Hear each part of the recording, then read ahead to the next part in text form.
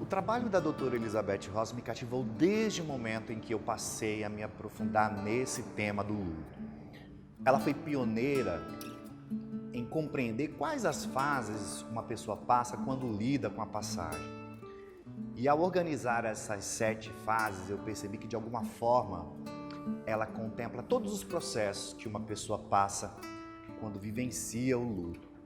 Eu percebi também, ao longo do tempo, que outros autores abordaram esse tema de outras maneiras, de outras perspectivas, e alguns até nem concordam mais com aquilo que ela escreveu, porque o luto, de fato, é uma experiência muito particular. Cada pessoa vai vivenciá-lo do seu jeito, à sua maneira, porque ele não é um processo linear. Eu posso, desde o recebimento da notícia, passar para uma outra fase sem me dar conta disso.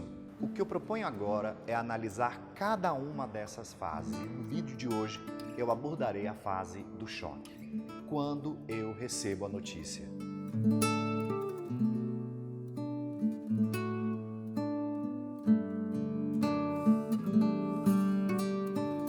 Receber a notícia de uma pessoa que nós amamos e fez a passagem não é algo que nós desejamos ouvir. Por um breve momento, nós sentimos como se houvesse uma explosão dentro de nós, como se algo estivesse se quebrando. Quando eu recebi a notícia da passagem da minha mãe, eu senti claramente isso. Esse momento trouxe à tona a minha vulnerabilidade, o meu medo, a dor da tristeza, da saudade. Eu recebi a notícia por meio do meu irmão e sei o quanto isso fez a diferença.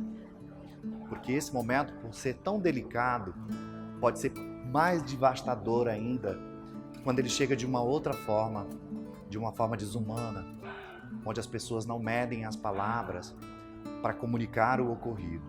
E as reações podem ser as mais diversas possíveis, desde o choro descontrolado até também o riso, onde a pessoa não sabe como lidar com isso.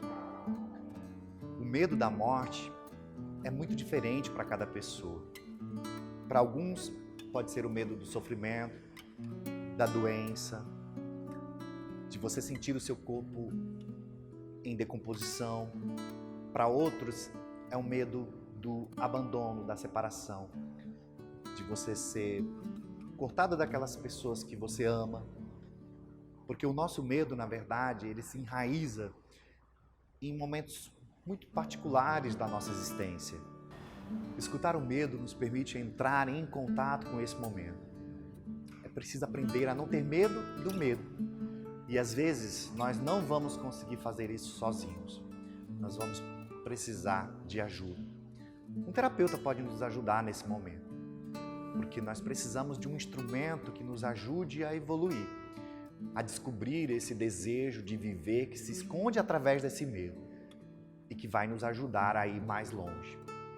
Nós podemos sentir medo da morte, só que a gente precisa compreender que a morte é uma travessia e que eu posso morrer, na verdade, para o apego ao meu corpo, para essa forma que eu tenho hoje aqui, mas que é transitória, porque eu acredito na ressurreição.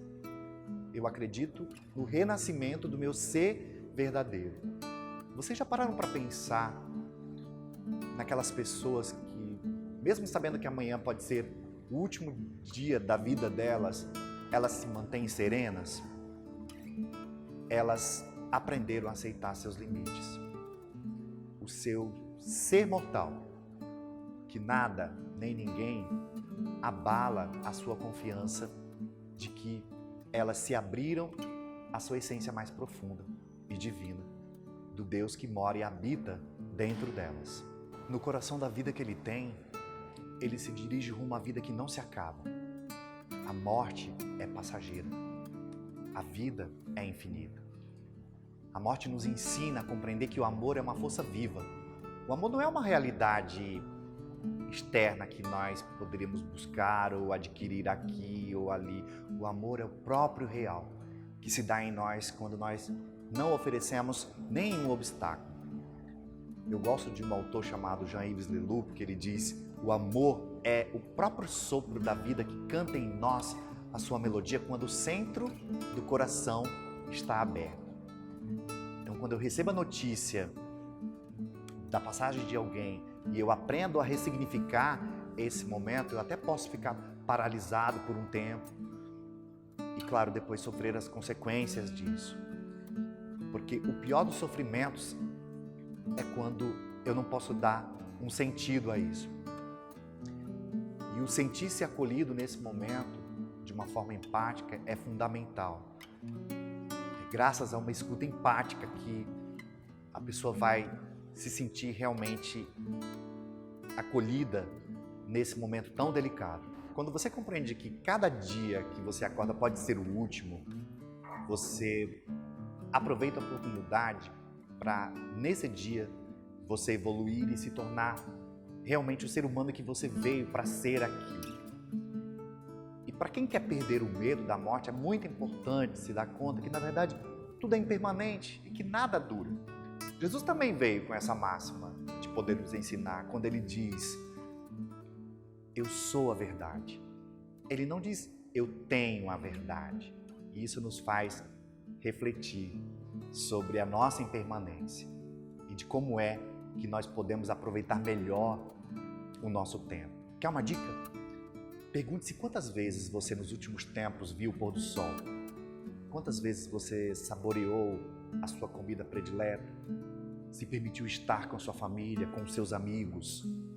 Tome consciência de como você está se sentindo e aproveite esses momentos. Perceba que a vida vai se fazendo no aqui e no agora.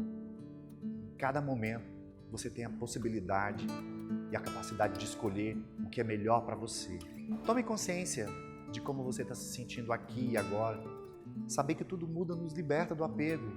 E o apego, na verdade, é antes de tudo a aceitação de que as coisas não mudam, o que não é verdade. Só o amor não muda.